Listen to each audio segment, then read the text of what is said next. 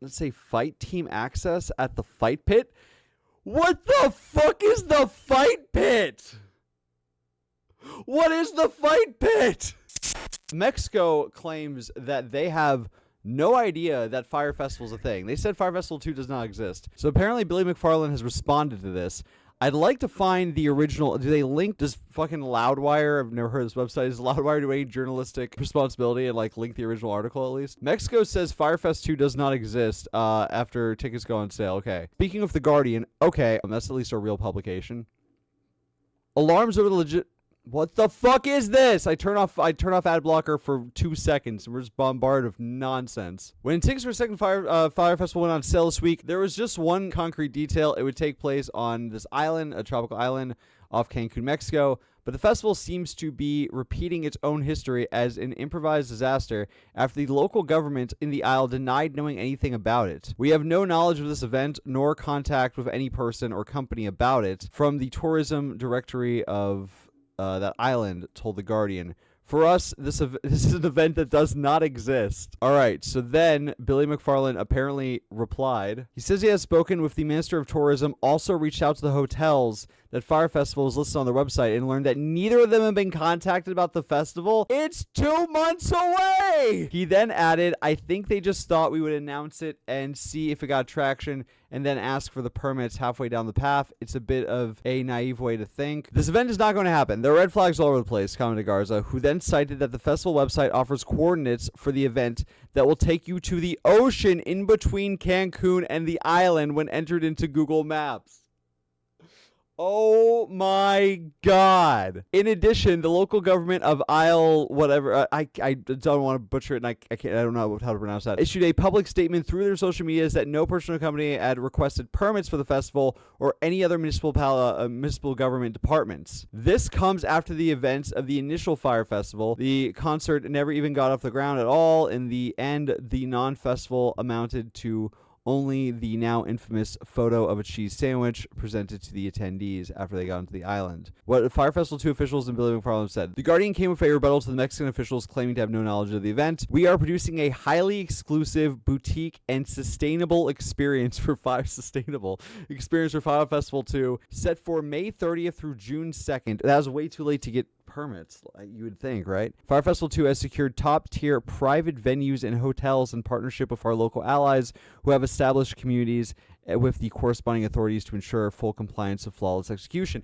But they said they contacted the hotels, and the hotels don't know about this either. We have accommodations. Naturally, it's a huge point of emphasis given the issues surrounding Fyre Fest 1. Our accommodations included contacts with a number of villas, yachts, and hotels, he added. It also includes 2 hotels that were contacted by the media and, in response, gave misleading statements saying that they have never heard of Fyre and aren't working with us. After hearing this, I asked my team to terminate those contracts and to focus on the hotels and other partners that are eager to work and support Fyre. It's too late to do that, dude. People have already booked their hotels. It's in 3 months. This happens in 3 months. What do you mean? I promise you someone's already booked those hotels. 4, we have talent, artists, athletes, and other performers on board and scheduled for Fyre Fest 2. What are the athletes going to do? Are you going to have LeBron just do 3-pointers in the center of like an EDM stage? What are you talking about? What do you mean? Last week, I did an interview in a Today Show. And since then, the story has been shared, retold, twisted, and covered by journalists from all over the world. I figured it would be best to hear directly from me what's actually happening. First, Fyre 2 is real. Second, we have incredible partners leading the festival. They're in charge of all the logistics, productions, and operations. This includes an incredible production team in Mexico who does not F around. There is no way they would ever take on a fake festival. 3, we have accommodations. Naturally, this is a huge point of emphasis given the issues surrounding Fyre 1. Our accommodations include contracts with a number of villas, yachts, and hotels.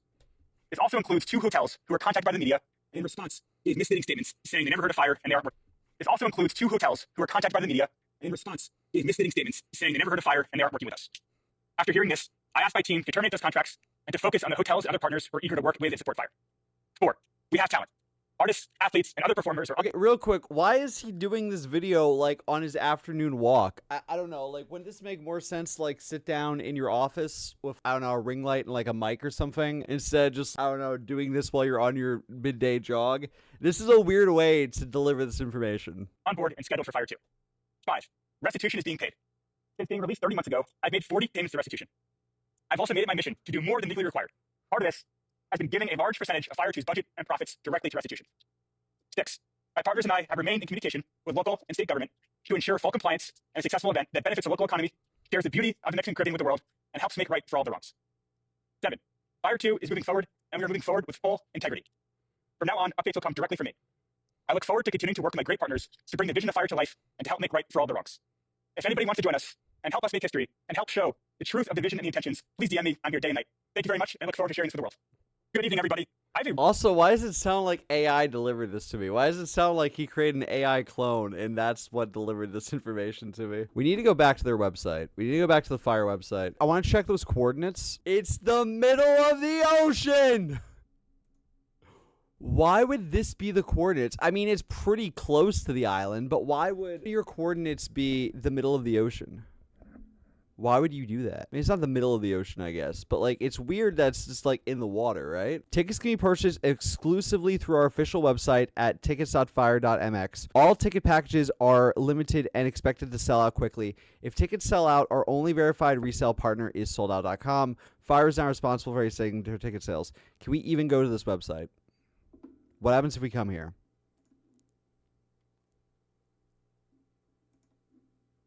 Fuck, I have to create an account. Because whenever we went to go to try to buy the ticket, it defaulted us straight to soldout.com. So I'm wondering if they never actually sell the tickets through their website. They just always direct you to sellout.com to make it look like the festival's already sold out, to make you think, well, oh, if this many people are buying tickets to this, then it can't possibly be a scam. But I have to like make an account to like try to go through the purchasing process. Oh my god, what the fuck is this ticket? Prometheus, God of Fire?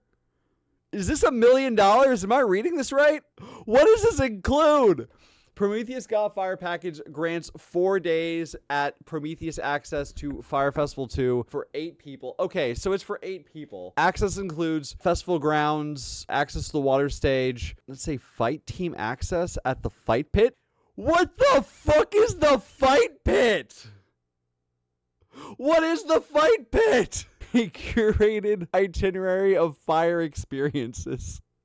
24/7 private chauffeur service dedicated to all on-site concierges and access to the Prometheus Marina. The Fyre experiences will release a number of experiential drops leading up to the festival. All offered Fyre experiences are included for Prometheus Pass purchasers. Accommodations. Prometheus guests will live like the god of Fyre. Prometheus Pass holders have their accommodations provided by Fyre and will have the option of a 4-stateroom yacht or a luxurious 4-bedroom villa with immediate proximity and access to Fyre, the festival grounds, for 3 nights on Friday through there.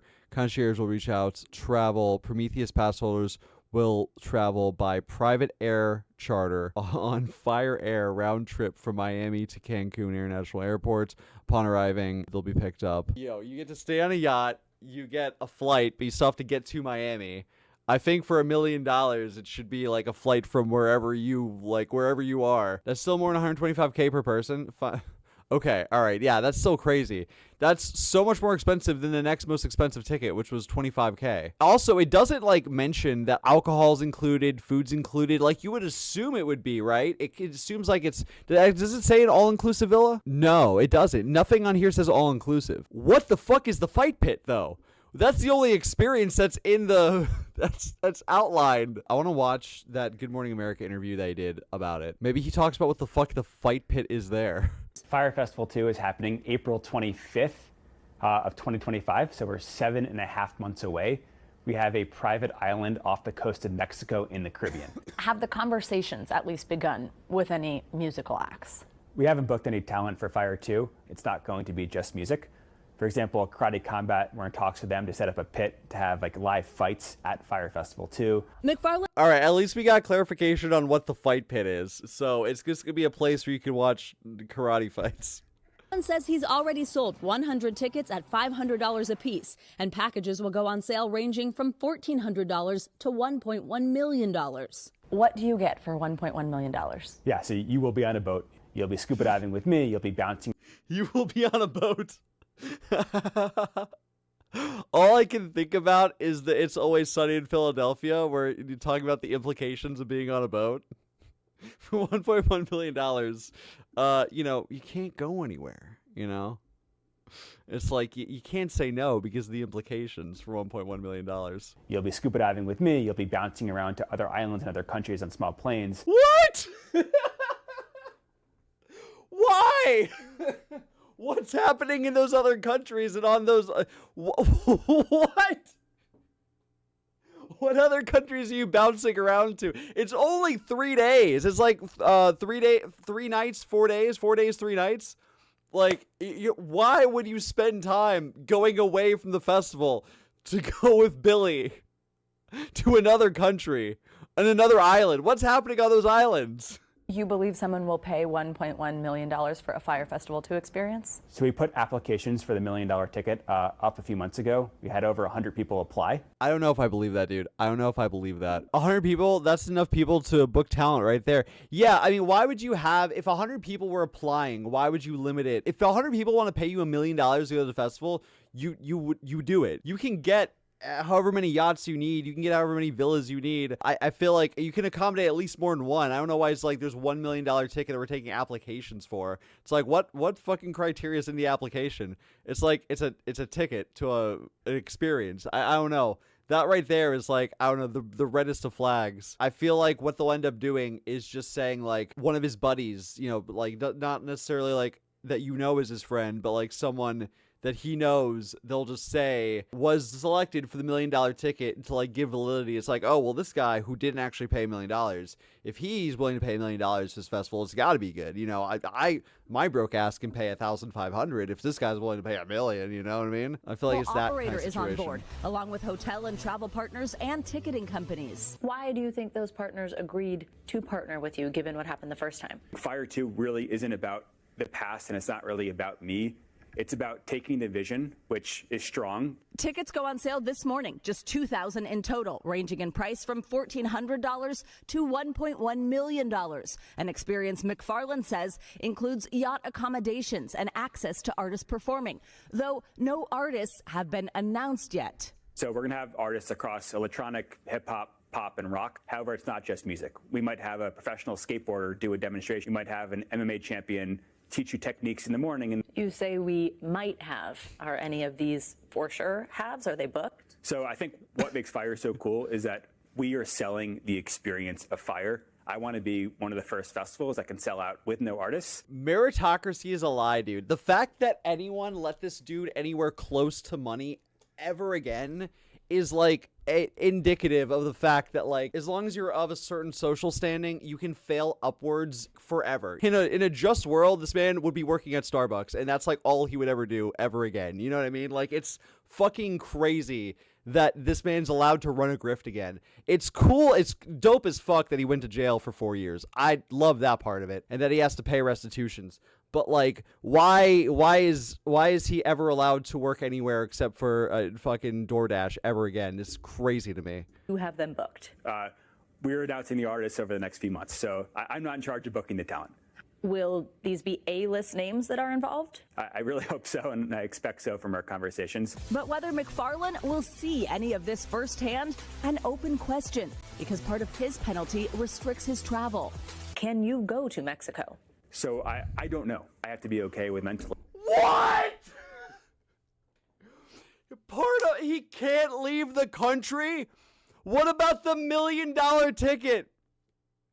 What about the $1 million ticket that says you get to hang out with him and go on plane rides to other countries? This man should have to go and work a regular ass job for the rest of his life. Like, that is more punishment, I think, for this guy than going to jail. I think the real punishment for these rich fucks like this, who just get away with like scamming people and fucking failing upward for the rest of their lives, is like the worst punishment they could ever receive is just having to be a regular person who has to work a regular job. But like, they will never do that. They'll just keep fucking scamming and failing upward over and over again. No shade to any of those jobs. Like, those are honest, like, hardworking jobs. And that's what I'm saying. It's like, this man should have the punishment of needing to be a hard worker and make an honest living for the rest of his life, not fucking scam people over and over again. and just be given money by investors who are also probably scamming people. Lowe's is hiring. You know what I mean? Like, it's crazy. Maybe watching a live stream from my computer and crying a little bit. I have to ask for international travel. McFarland says he knows the experience might not be for everyone. It's 2,000 people taking the risk, seeking the adventure, and wanting to be there for the moment. Taking the risk. Is it a risk to buy a ticket to Fyre Festival too? I think it's always a risk. You're taking a risk because I made a lot of bad decisions and messed up the first festival. Until it's experienced, there is a risk component to it. Dude, I am floored. I am blown away. He can't even leave the country. Dude, this is wild. Okay, I'll do my due diligence, see if there's any like other information out there. I'll keep doing Fyre Fest 2 updates. 100%.